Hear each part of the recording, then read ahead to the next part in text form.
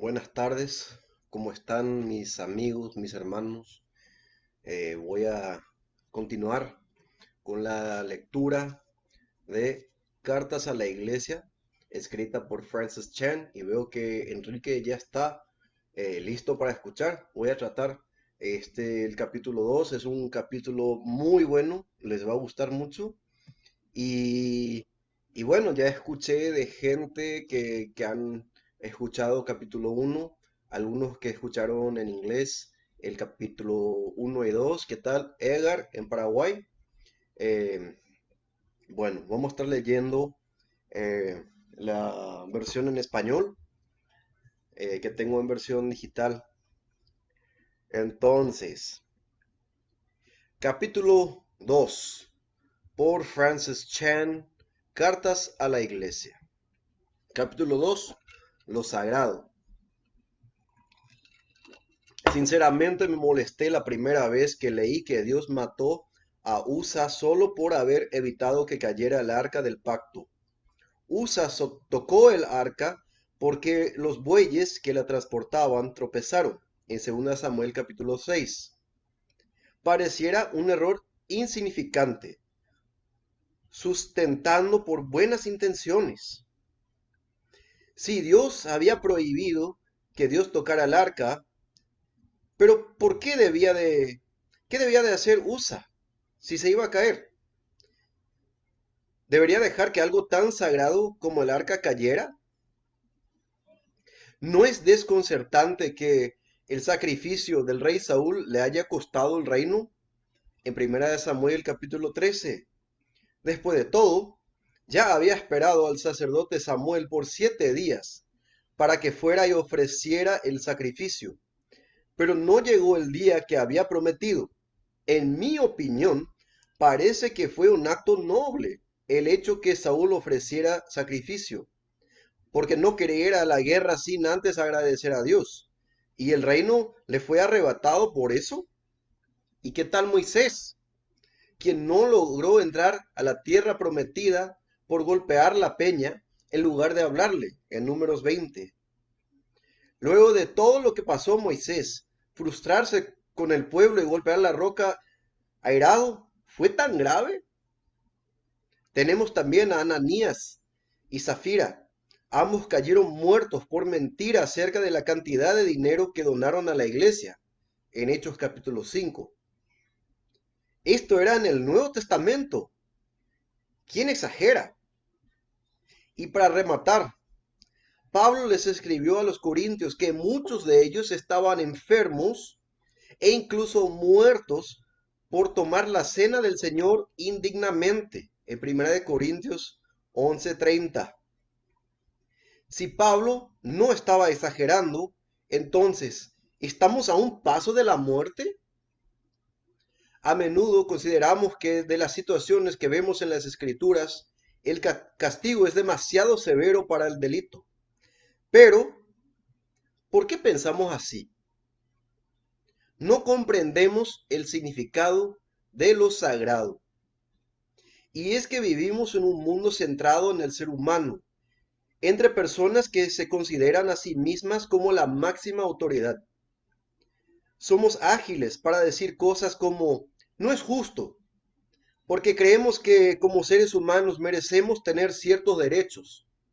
Sin embargo, no pensamos en los derechos a lo que Dios es merecedor por ser Dios. Incluso en la iglesia, actuamos como si las obras de Dios debieran girar alrededor nuestro. Pero las historias en las escrituras tienen la finalidad de mostrarnos que existe algo que es mucho más valioso que nuestra existencia y derechos. Hay cosas que le pertenecen a Dios, cosas que son sagradas. Su arca del pacto, su mandamiento hacia Moisés, sus ofrendas en el templo, su Espíritu Santo, su santa cena y su sagrada iglesia. En todas las situaciones que mencionamos anteriormente, vemos a personas que se precipitaron ante algo que era sagrado y pagaron el precio. No deberíamos sorprendernos. Más bien, tendríamos que postrarnos en humildad porque todos hemos hecho cosas mucho más irreverentes que las que mencionamos de la Biblia. Agradezcamos a Dios por su misericordia y tengamos un comportamiento más cuidadoso en los asuntos que son sagrados, precipitándonos hacia lo sagrado. Vivimos en un mundo donde la gente se precipita sin mayor cuidado a cualquier situación. Y es que si no nos apuramos, se nos pasarán las oportunidades y las perderemos. Así que seguimos frenéticamente el patrón que nos dicta el mundo e ignoramos el hecho que Dios nos ha llamado a actuar de forma diferente. La productividad no es pecado, pero cuando se trata de lo sagrado, Dios nos ordena a proceder con mucha precaución. Otros quizás vean estas cosas como ordinarias, pero nosotros no podemos ni debemos hacerlo. Mientras que otros juzgan apresuradamente las obras de Dios y cuestionan sus mandamientos, nosotros debemos ser cuidadosos hasta para pronunciar su nombre. No somos de los que debaten irresponsablemente sus obras o la falta de ellas. En lugar de ello, oramos: santificado sea tu nombre. Mateo 6:9 y Lucas 11, versículo 2. Mientras que otros se precipitan en la oración, demandando cosas y vociferando su opinión, nosotros nos acercamos a su trono con reverencia. Porque así como el sumo sacerdote entraba al lugar santísimo, de la misma manera debemos tratar la oración como sagrada. Dice Eclesiastés 5, del 1 al 3. Cuando fueres a la casa de Dios, guarda tu pie y acércate más para oír que para ofrecer el sacrificio de los necios, porque no saben que hacen mal. No te des prisa con tu boca, ni tu corazón se apresure a proferir palabra delante de Dios, porque Dios está en el cielo y tú sobre la tierra. Por tanto, sean pocas tus palabras, porque de la mucha ocupación viene el sueño, y de la multitud de palabras la voz del necio. No sé si lo has notado, pero los jóvenes hablan con tanta prisa que hasta abrevian palabras para poder escribir la máxima cantidad por segundo. Este mundo habla de manera rápida y fuerte, y nos tienta a hablar aún más rápido y gritar mucho más fuerte para ser escuchados. Pero debemos evitar caer en esa tentación. La Biblia es clara: aquellos que hablan mucho, pecan mucho. No deberíamos creer que necesitamos pecar para tener una mayor influencia. Dice Santiago 1:19. Por esto, mis amados hermanos, todo hombre sea pronto para oír, tardo para hablar y tardo para airarse. Proverbios 10:19 dice: en las muchas palabras no falta pecado, mas el que refrena sus labios es prudente. Ha sido una lucha escribir este libro, porque estoy abordando un tema muy sagrado. Confieso que no siempre he tratado a la iglesia como sagrada. Pasé años de mi vida haciendo lo que fuera posible para obtener la atención de la gente. He sido parte de las millones de personas que se apresuran a hablar sin estar seguros si mi opinión es correcta. Pero en estos últimos años he pasado mucho tiempo llorando en la presencia de Dios, confesándole mi arrogancia. Una parte de mí quiere dejar de hablar acerca de las cosas que son sagradas para Dios.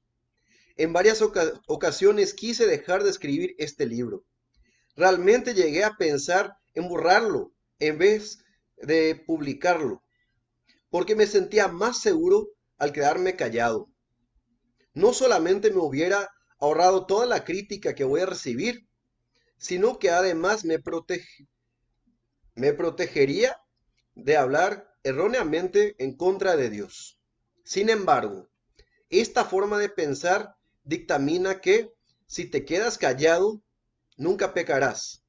Y aunque no pretendo igualarme al profeta del Antiguo Testamento, cuando pienso en las cosas que Dios ha depositado en mi corazón, me encuentro en el mismo dilema que Jeremías. Dios le había dado palabras muy fuertes para transmitirle a su pueblo, y aunque Jeremías deseaba no decirlas, no pudo. Dice en Jeremías 20, pues la palabra del Señor ha venido a ser para mí oprobio y escarnio cada palabra. Pero si digo, no le recordaré ni hablaré más su nombre, esto se convierte dentro de mí como fuego ardiente encerrado en mis huesos. Hago esfuerzos por contenerlo y no lo puedo. Así que procedo con cautela y reverencia, porque tratar a la iglesia sagrada de Dios demanda de una instrucción cuidadosa y humilde. Y aquí está mi mejor esfuerzo.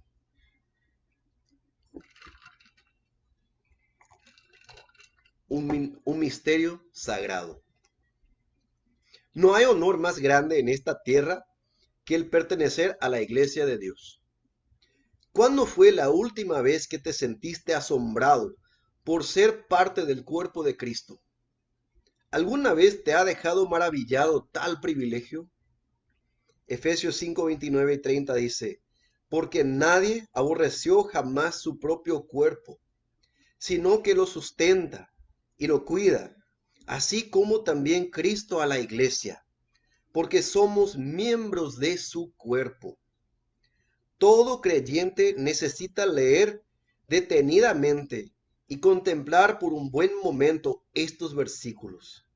El tiempo suficiente como para quedar pasmado y totalmente boquiabierto. Pablo se refería a todo esto como un profundo misterio.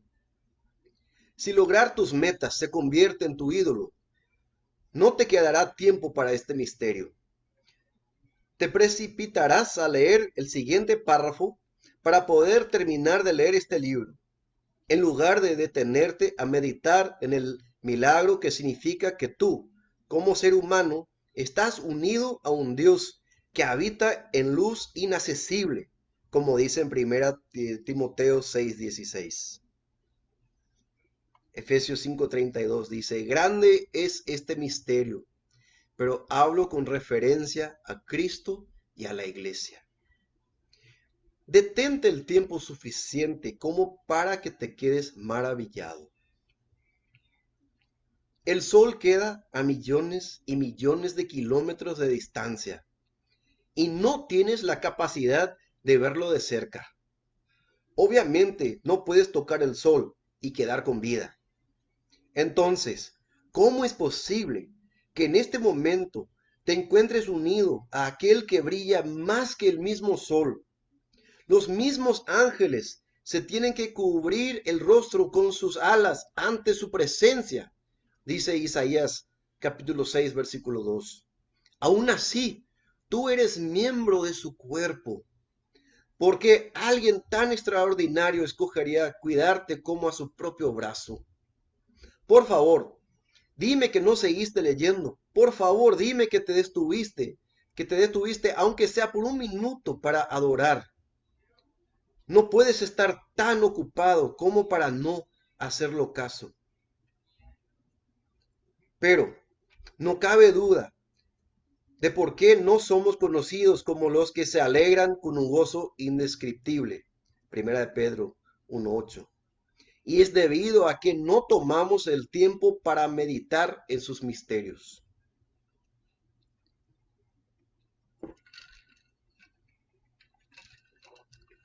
Una pequeña parte del templo. Una de mis escenas favoritas en la Biblia es la dedicación del templo, escrita en 2 Crónicas capítulo 7.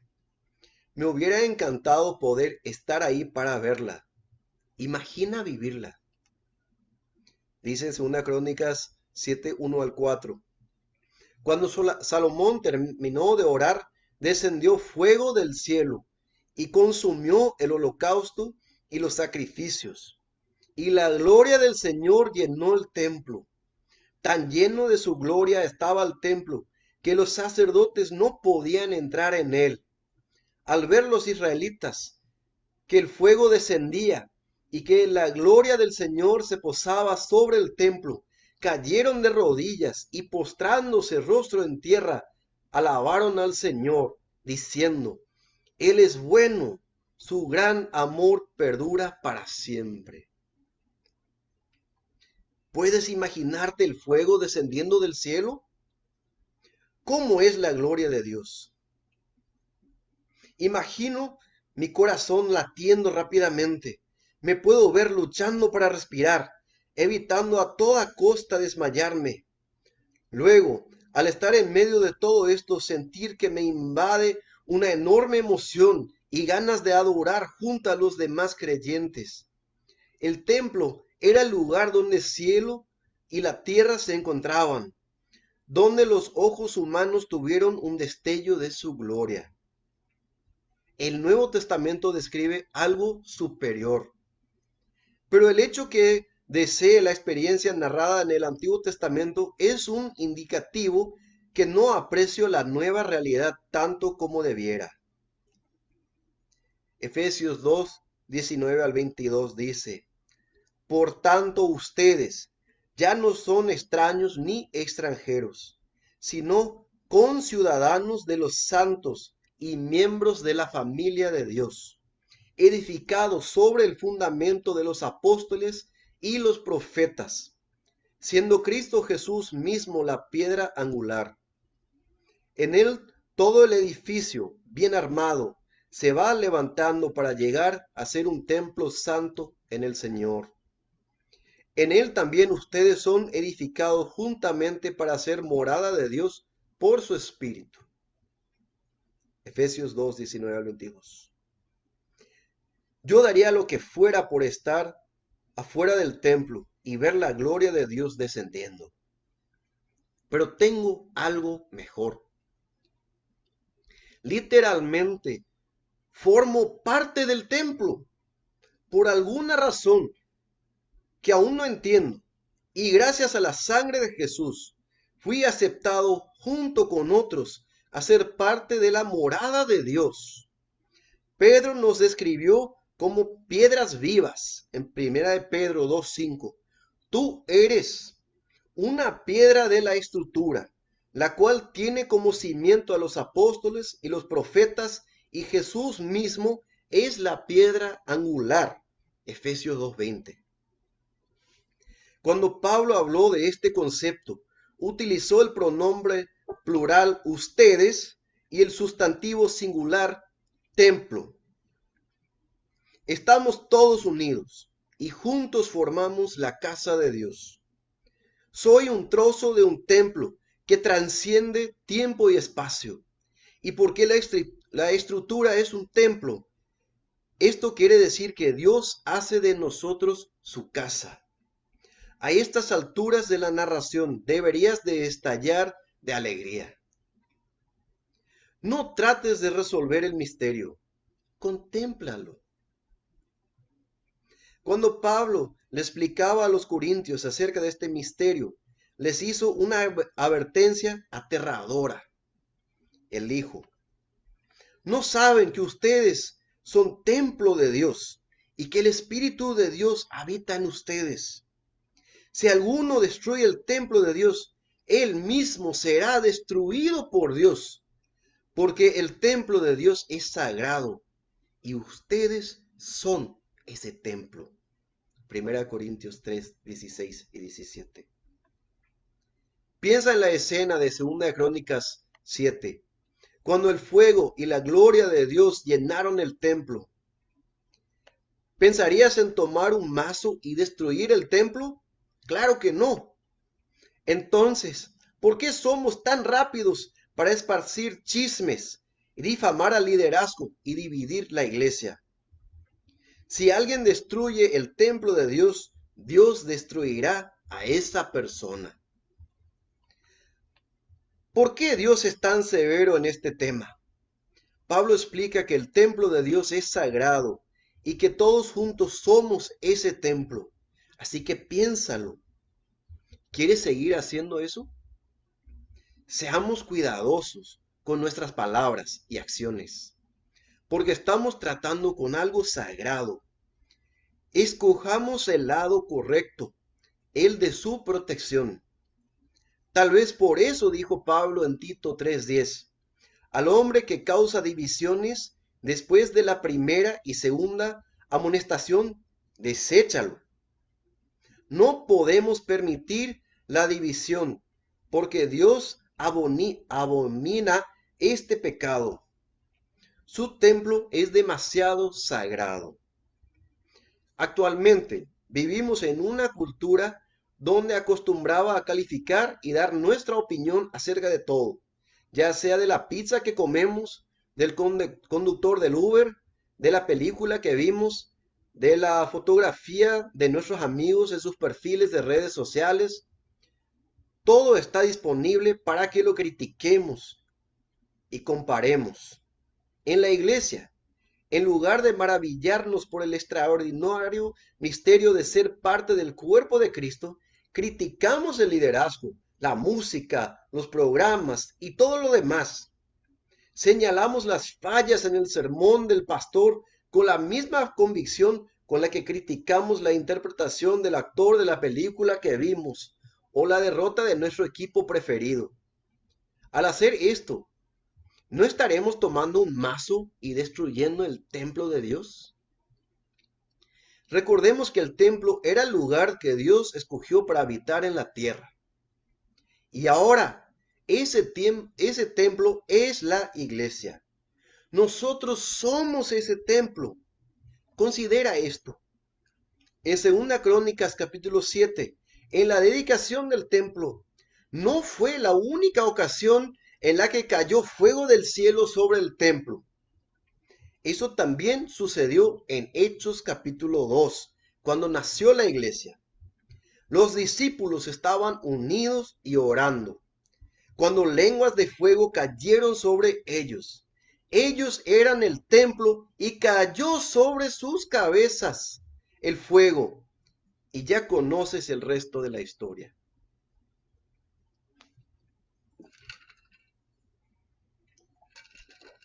Un pedazo del cielo. Formas parte de algo eterno, algo sagrado. Por medio del sacrificio de Jesús, eres parte de su iglesia. Y gracias a esto, no solamente eres parte del templo sagrado de Dios, sino que también formas parte de la comunidad celestial. Esto es incomparable. Toma un momento para leer los capítulos 4 y 5 del libro de Apocalipsis. Ahí se nos describe el panorama del cielo. Empieza con una imagen majestuosa de Dios sentado en su trono. Esta escena es intensa y está llena de elementos. Los 4 seres vivientes declarando su santidad. Los 7 espíritus de Dios ardiendo. Una multitud de ángeles alabando a Jesús en alta voz. Los 24 ancianos postrados y echando sus coronas delante de él. Y finalmente, en el versículo 8 del capítulo 5, aparecemos nosotros. Dice, cuando tomó el libro, los 4 seres vivientes y los 24 ancianos se postraron delante del Cordero. Cada uno tenía un arpa y copas de oro llenas de incienso, que son las oraciones de los santos. Ahí estás tú. ¿Lo viste? Esas son tus oraciones en esa copa de incienso. ¿No es asombroso? Tú y yo somos parte de esta escena tan extraordinaria. Tal vez te sientas hasta un poco insultado por eso, pensando, eso es todo. Mi participación es que mis oraciones están mezcladas con las de los demás creyentes en una copa de incienso. No te preocupes. También se te menciona en el versículo 13, cuando tu voz se une al coro de millares de millares. Dice Apocalipsis 5:13, y oí cuánta criatura hay en el cielo y en la tierra y debajo de la tierra y en el mar, a todos en la creación que cantaban, al que está sentado en el trono y al Cordero sean la alabanza y la honra, la gloria y el poder por los siglos de los siglos. Este honor tan tremendo y sublime podría ser insuficiente para aquellos que están acostumbrados a ser dioses de sus propios blogs y cuentas de Twitter. Es algo insignificante para quienes han edificado sus propios altares en Facebook o Instagram, llenándolos con lindas fotografías de sus rostros y cuerpos. Es ahí donde está el verdadero peligro que debe ser atendido con urgencia. Y es que no comprendemos que el verdadero gozo proviene de hacer exactamente lo opuesto.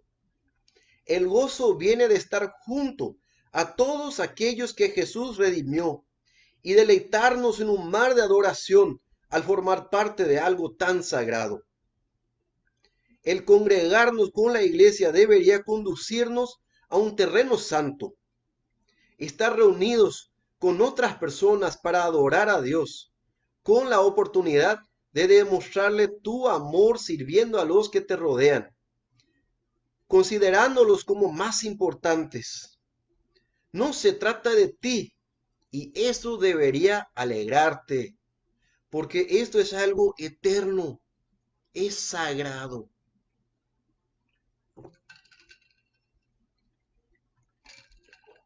Una pequeña parte de un plan eterno.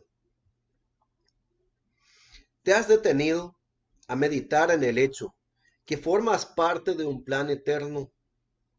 Considéralo seriamente. Tu existencia, tu existencia no comenzó al momento de la concepción.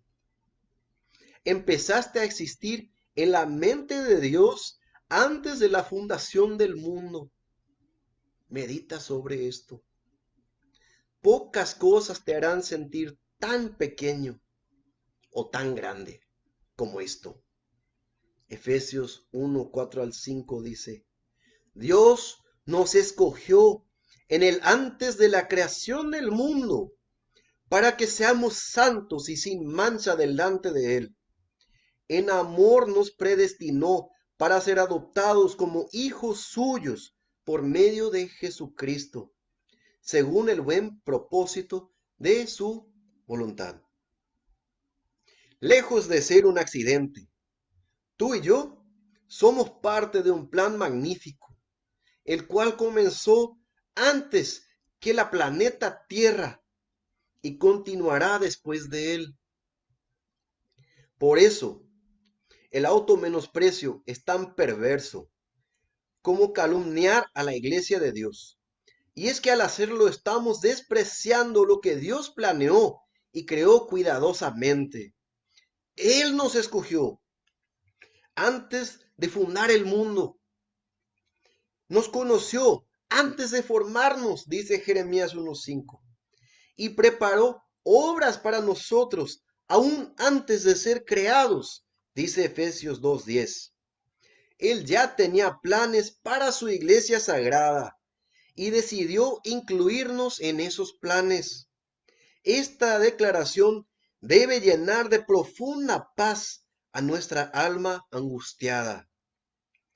Entre más pienso en esto, más honrado me siento de haber sido escogido para ser parte del plan eterno de Dios para la iglesia.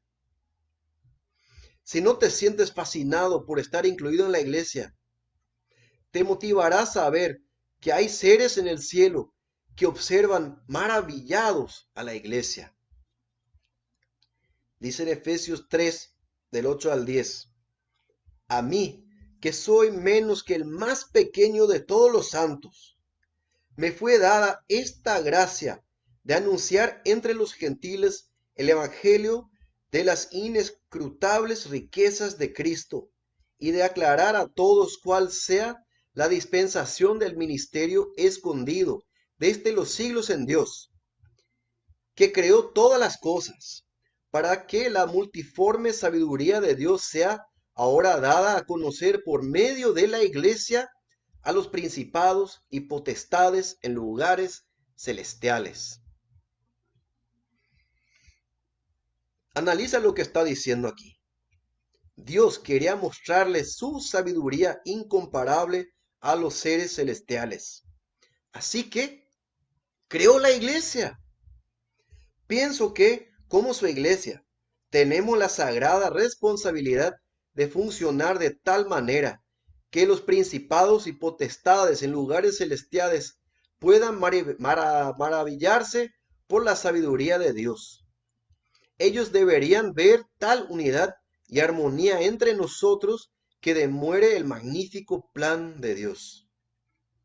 2 versículos antes, Pablo explicó que el gran misterio de Dios ahora es revelado a los gentiles, que son miembros del mismo cuerpo, al igual que lo eran los judíos, gracias a lo que hizo Jesús en la cruz.